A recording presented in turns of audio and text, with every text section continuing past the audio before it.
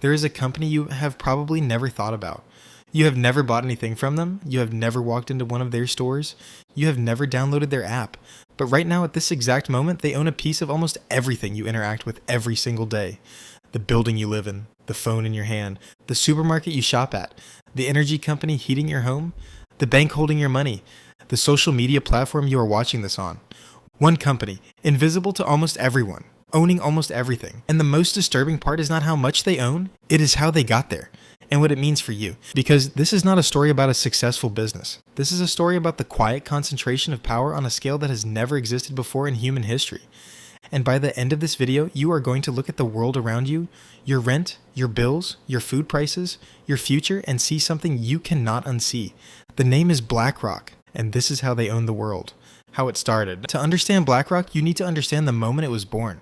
1988, Wall Street. A man named Larry Fink and 7 partners started a company in a single room. Their idea was simple, but revolutionary. Use technology and data to manage risk in financial markets better than anyone else had ever done before. Crunching numbers, modeling risk at a level nobody else could match, and it worked. Within a few years, they were managing billions of dollars for pension funds, governments, and institutions around the world. But what really changed everything was not their strategy. It was a piece of software they built called Aladdin. It tracks risk across financial markets in real time. It manages data on over $20 trillion worth of assets. And here's the part that should make your brain stop for a second.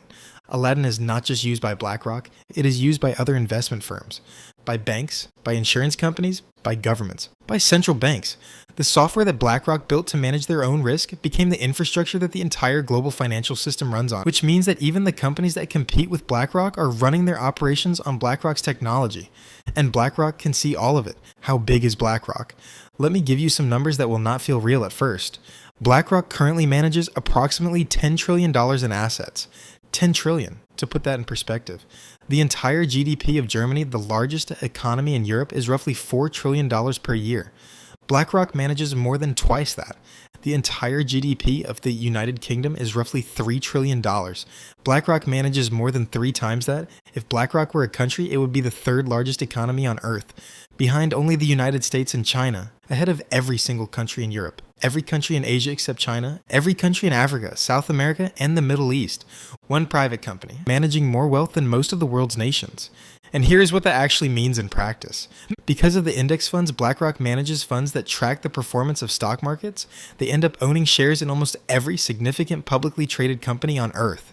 They are one of the largest shareholders in Apple, one of the largest shareholders in Microsoft, one of the largest shareholders in Amazon, one of the largest shareholders in Google, one of the largest shareholders in JP Chase, one of the largest shareholders in ExxonMobil, one of the largest shareholders in Nestle, one of the largest shareholders in virtually every major bank in Europe.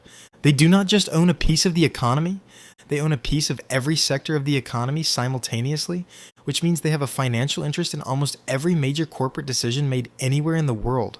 The housing problem. Now here is where it gets personal for you, because BlackRock is not just an abstract financial giant owning stocks. In recent years, they have moved aggressively into something that affects your daily life in the most direct way possible. Housing. After the 2008 financial crisis, house prices in America collapsed. Millions of people lost their homes. Entire neighborhoods were full of empty properties that banks had repossessed. BlackRock saw an opportunity. They began buying those properties. Not 1 or 2, thousands at a time, entire streets, entire neighborhoods, bought in bulk, at a discount, with institutional capital that no individual buyer could compete with. They then rented those properties back to the same kind of people who had just lost their homes, and watched the income roll in.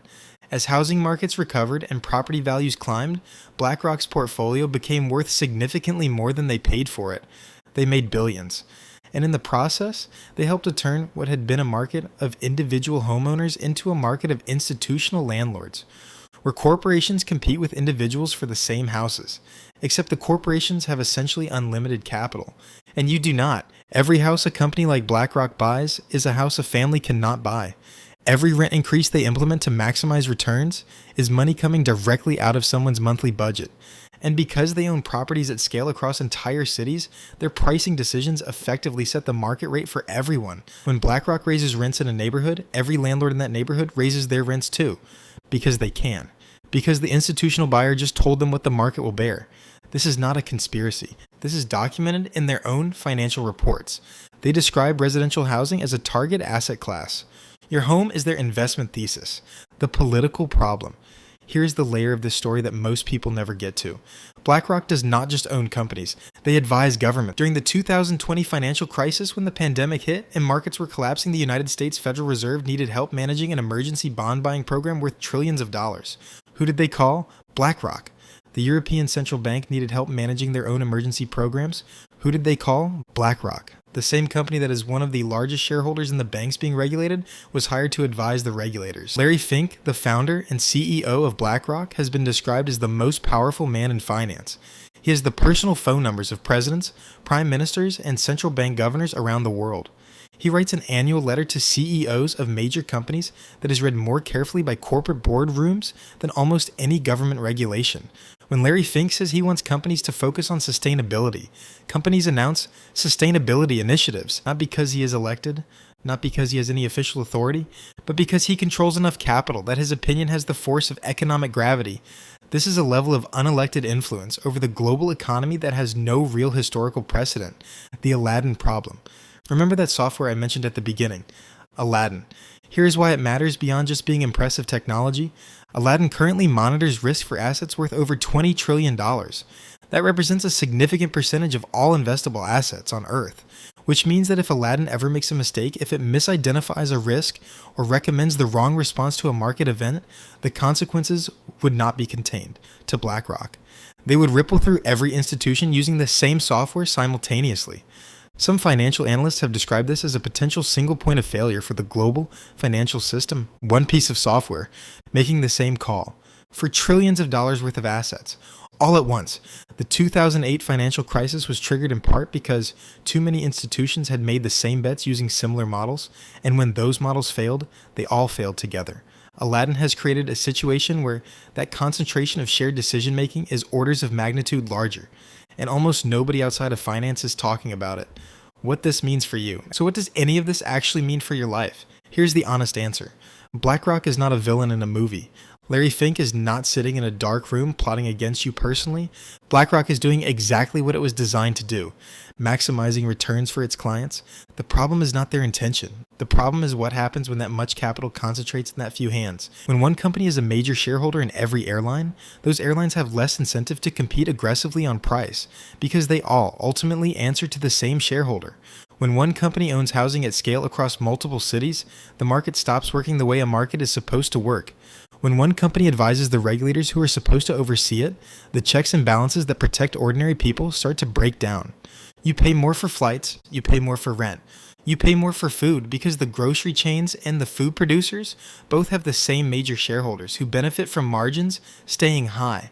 The concentration of ownership does not just affect financial markets. It affects the price of everything in your daily life.